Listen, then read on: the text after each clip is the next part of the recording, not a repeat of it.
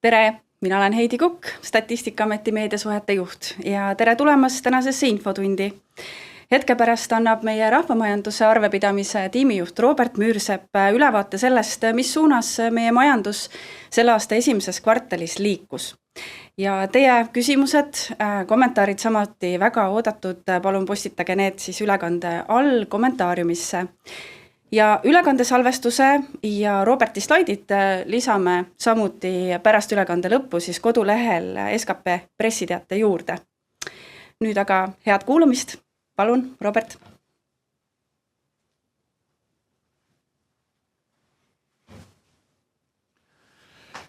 Tere hommikust ka minu poolt ja vaatame siis, kuidas Eesti majandusel aasta alguses läks.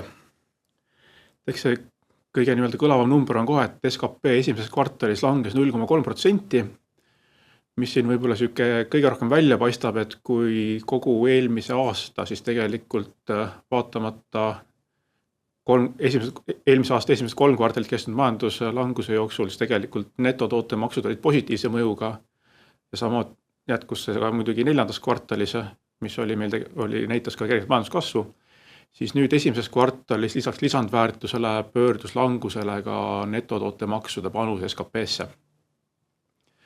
Ja lisandväärtus, mis 4. kvartalis oli positiivseks pööranud, pöördus nüüd esimeses kvartalis taas jälle negatiivse poole peale.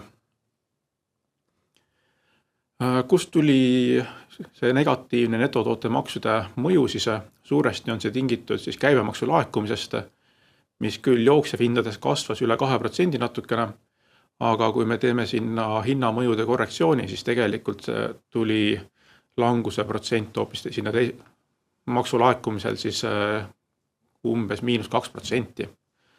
Ja see mängis siis kogu pildis ka piisavalt palju rolli, et kogu see SKP number tuli siis kergelt negatiivne, lisaks negatiivsele lisandväärtusele. Aktsiiside ja muude maksude laekumises midagi nii iseäralist otseselt ei olnud, aga muidugi ka käibemaks on kõige suurema mõjuga. Ehk siit jooniselt on ka näha, et see esimese kvartali kukkumine võrreldes 4. kvartaliga oli päris korralik.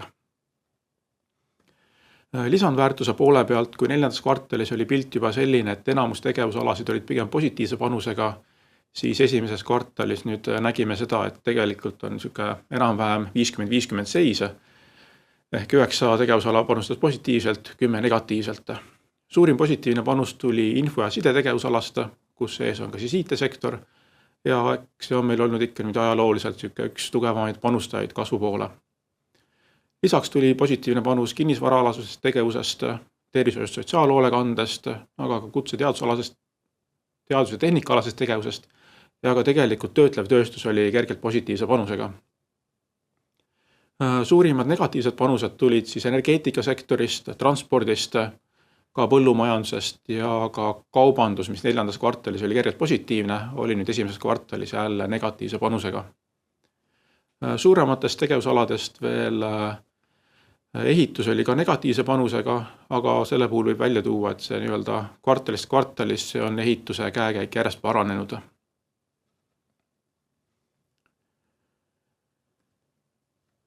Kui vaadata veel neid suuremaid tegevusalasid, kuidas nende käekäik on kvartalist kvartalisse olnud, siis siit lõpupoole on näha, et transpordisektor on see, mille on siis 2 kvartalit järjest on pilt halvemaks läinud, aga teistel on pigem trend paremuse suunas natukene, et ehitus on jõudsalt paranenud, info ja side püsib plussis, kutseteadus- tehnikaalane tegevus on läinud paremaks ja nüüd esimeses kvartalis tõusis plusspoolele. Samamoodi töötlev tööstus vaatamata sellele, et ülejäänud või majandus tervikuna on kergelt langus ja siis tegelikult töötleva tööstuse lisandväärtus on jätkanud kasvu natukene. Kaubandus, kui oli eelmise aasta teises pooles, oli positiivse poole peal, siis esimeses kvartalis tuli suurem kukkumine, aga siin tasub kindlasti silmas pidada seda, et kaubanduses oli ka 4. kvartal võib-olla isegi see, kui öelda siis laiem põhi ei olnud nii positiivne võib-olla või kogu numbrist välja paistis, sest kui me teame, et siis see aasta hakkas kehtima automaks, siis tegelikult 4. kvartalis oli näha ka väga suurt värskete uute sõidukite müüki, mis ületas päris põhjalikult ajaloolisi rekordeid ja selle tagajärjed olid ka esimeses kvartalis nüüd näha, kus siis tegelikult uute autode registreerimine kukkus alla tavapärast taset. Sisenõudlus esimeses kvartalis kasvas 0,3%, mis on siis positiivsem toon üldise majanduskasvu taustal, aga eratarbimine langes siis majandusest natukene rohkem, 0,6%, kuigi seal oli ka kulugruppe, mis näitasid kasvutrendi, ehk siis kodumajapidamiste kulutused kasvasid eelkõige kindlustus- ja finantsteenustele, ka info- ja sideteenustele, kodusisustustele, tervishoiule. Aga kahanemine leidis aset siis toitlustuses, majutuses, ehk seotud turismiga seotud kulutused, samamoodi muud kaubad, teenused ja ka transpordile tehtud kulutused olid siis need, mis nii-öelda kõige rohkem langesid, aga seal oli ka teisi kulugruppe veel. Investeeringute kohta võib öelda, et sisuliselt jäi see tegevus siis eelmise aasta samale tasemele, et oli selline marginaalne langus 0,1%. Eelkõige toetas siis investeerimistegevust valitsemissektor, kus kasvasid investeeringud masinatesse, seadmetesse ja kaitseotstarbelisse põhivarasse, aga tugevat kasvu näitas ka näiteks finantssektori investeeringud hoonetesse. Kahanemist tuli eelkõige siis mitte finantsettevõtete sektorist, tõmbusid tagasi investeeringud masinatesse, seadmetesse ja ka kodumajapidamiste investeeringud eluruumidesse jätkasid langust, mida me nägime ka 4. kvartalis.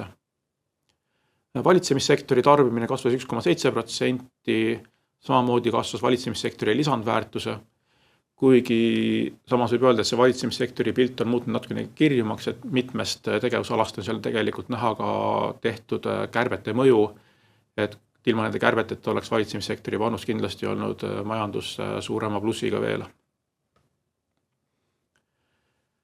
Sisenõudluse käekäik, siis kui me vaatame viimase 4 aasta esimese kvartali trendi, siis näha, et eratarbimine on see, mis on nagu eelkõige püsivalt negatiivse suunaga. Investeeringud on üsna stabiilselt püsinud siin viimastel aastatel. Valitsemissektori panus on pigem ülespoole suunaga olnud. Ja sisenõudlus tervikuna siis summaarselt on küll eratarbimisest tingituna kergelt allapoole joonega, aga püsib enam-vähem nulli lähedal seal see muudatuse kergelt miinuses. Seevastu välisnõudlus jätkas esimeses kvartalis väga tugevat ülestrendi, et kui majandus tervikuna oli kerges languses, siis nii eksport kui import kasvasid jõudsalt, mis tähendab seda, et ka nende osakaal kogu majanduses on suure hüppe teinud, et kui me siin eelmistes kvartalites saime rääkida kusagil sellisest 75-77% osakaalust SKP-st, siis esimeses kvartalis hüppas lausa 83% SKP-st, mis on ka pikemas vaates juba suhteliselt kõrge tase. Netoeksport siis sarnaselt 4. kvartalile jäi väga napilt miinusesse, ehk siis me väljast ostsime sisse natukene rohkem kaupu teenuseid, kui ise välja viisime. Eksport tervikuna siis kasvas 5,4%, import veidi kiiremini 5,8% ja kasv siis mõlemal puhul tuli siis eelkõige ikkagi kaubavahetusest, kus ekspordis siis kaupade eksport kasvas vähegi kiiremini kui import, aga impordi üldise kasvu siis lükkas kõrgemaks see, et kui teenuste eksport jäi siis umbes samale tasemele, oli kerge kasvuga võrreldes eelmise aasta sama kvartaliga, siis import kasvas koguni 3,1%.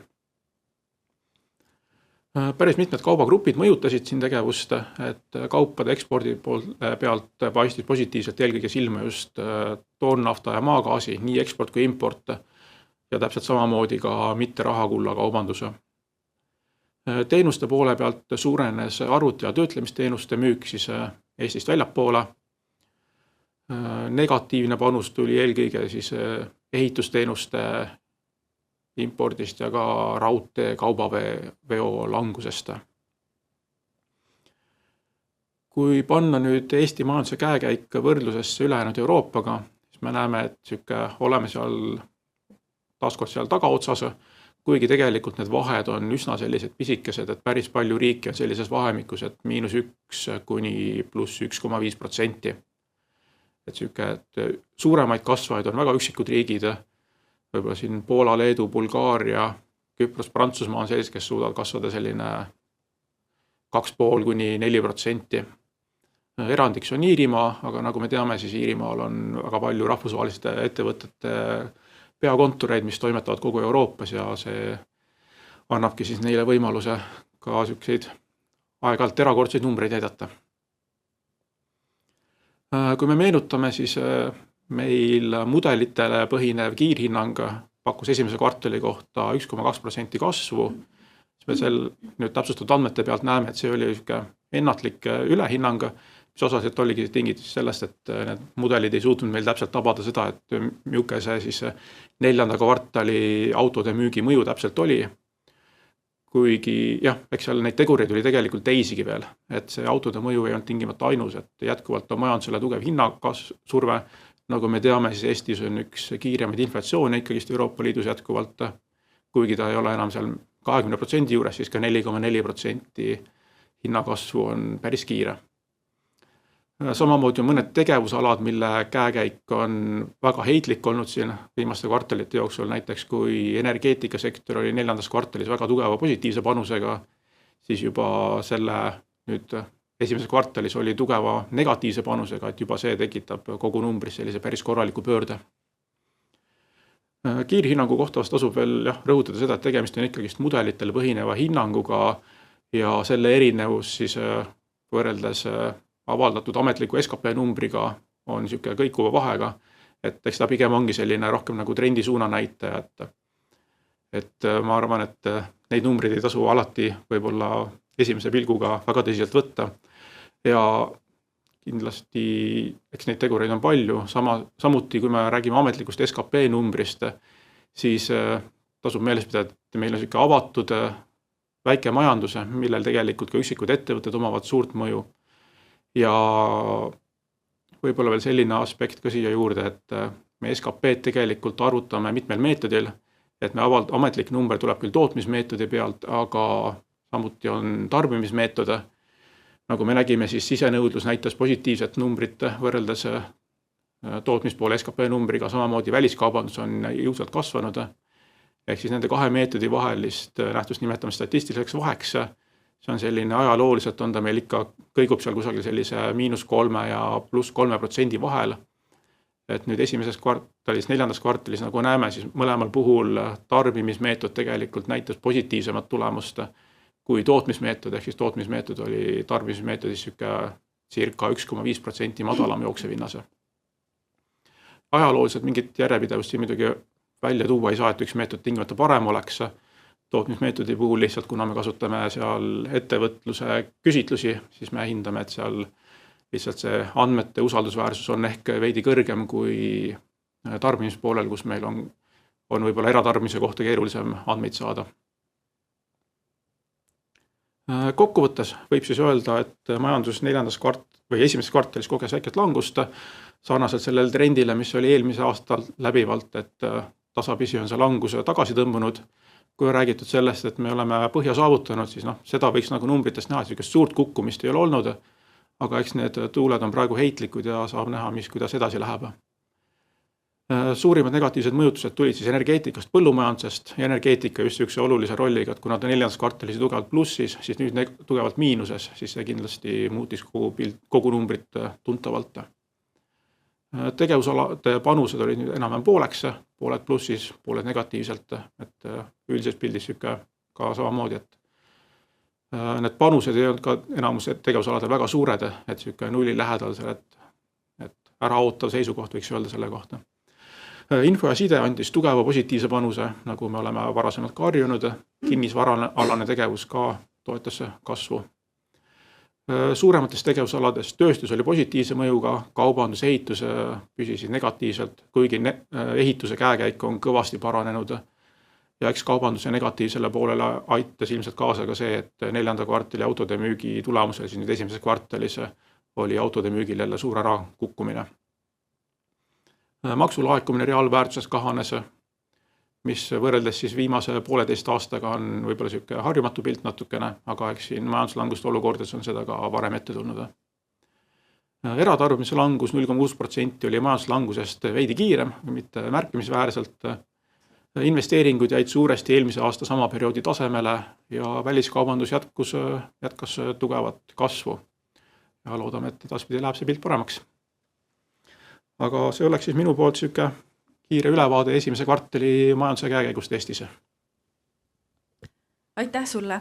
Meil on vahepeal tulnud ka paar küsimust. Üks on seotud siis selle kommentaari kohta, kuidas see kiirhinnang erines, ja küsimus puudutab hoopis 4. kvartalit 2024, et siis oli üle mitme kvartali taas majandustõus, et kui palju siis avaldas mõju see autode ostmine, et teame, et siis osteti neid rohkem kui tavaliselt, kas see on teada? Jaa, seda on nii palju teada, et kui me vaatame kas või seda, et kui palju uusi sõidukeid registreeriti, siis 4. kvartalis tegelikult see registreerimisnumber andis välja mitme kvartali jagu uusi sõidukeid. Ja seda oli tegelikult nüüd esimeses kvartalis näha, kus see tegelikult samamoodi oli meeletu ärakukkumine. Et raske öelda, kui palju mis hetkel need autod päriselt liiguvad, on, et kui palju suudeti 4. kvartalis varud täiesti tühjaks süüa, et nagu me teame, siis mitmel pool tekkisid pikad ostujärjekorrad, et inimesed küll tegid oma ostud ära, aga eks paistab, millal nad oma autod kätte saavad. Aga jah, eks see mõju on olnud igatepidi, et see 4. kvartalis lükkas siis autode müük kindlasti kaubanduse positiivse poole peale ja nüüd tagajärjena siis esimeses kvartalis oli sealt see negatiivne panus. Aitäh! Siis on veel üks küsimus, et Eesti majandus on langenud sisuliselt 11 kvartalit järjest, et kas oskate veel välja tuua riike, kus majandus nii pikalt on langenud? Jah, niimoodi peast kohe ei oskagi välja tuua neid niimoodi, et eks ta on siuke keeruline, et enamus riike Euroopas vähemalt on olnud pigem heitlikumates oludes, et siuke natukene langust, et seda vaheldumist võib rohkem olnud kui Eesti majandusel, et meil on siuke ühtlasema suunaga see asi olnud, et aga eks see on jälle see, et nagu me nüüd teame, siis viimane aasta või peaaegu aasta-poolteist on tegelikult selline olnud, et see trend on olnud positiivses suunas, me lihtsalt ei ole seda positiivset künnist väga ületanud veel. Ja siis üks küsimus konkreetselt veel Läti kohta. Kuidas läks Lätil esimeses kvartalis? Jaa, Läti esimese kvartali kohta paraku andmeid ei ole hetkel, et ma jään nüüd vastuse võlgu, kas nad äkki täna avaldavad, et kui Läti varasemalt avaldas ka siis oma SKP kiirhinnangut, mis on siis need numbrid, mis siin graafikul tegelikult on, et päris paljud riigid täna, eile, võib-olla esmaspäeval veel täpsustavad oma numbrid samamoodi, nagu meie täna tegime. Et siis Läti sellest aastast lõpetas oma kiirhinnangu ära, et sellest tulenevalt me hetkel, ma ei oska öelda, mis see nende number oli. Ja siis veel üks küsimus Eesti kohta, et maksude panus oli üle 1,5 aasta taas negatiivne. Kas on teada, et mis siis seda põhjustas? Jah, nagu ma mainisin, see oli tingitud siis sellest, et käibemaksu laekumine esimeses kvartalis kasvas väga tagasihoidlikult jooksev hinnas. Ja kui me võtame siis hinnamuutuste mõjutused arvesse, tingituna siis kiirest hinnakasvust, siis nii-öelda reaalpanus on negatiivne, et võiks öelda, et reaalses mahus siis maksulaekumine kergelt langes. Et see on suuresti lihtsalt käibemaksu ärakukkumine, eks see on seotud kaubanduse sellise negatiivse panusega võrreldes 4. kvartalis.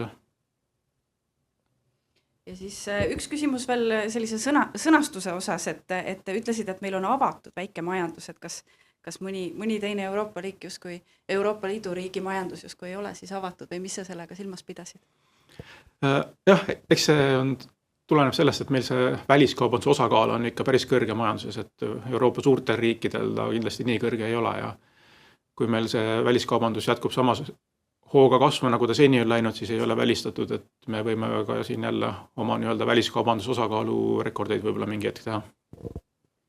Suur aitäh, rohkem küsimusi ei ole, et suur tänu ka kuulamast ja kohtume 3 kuu pärast.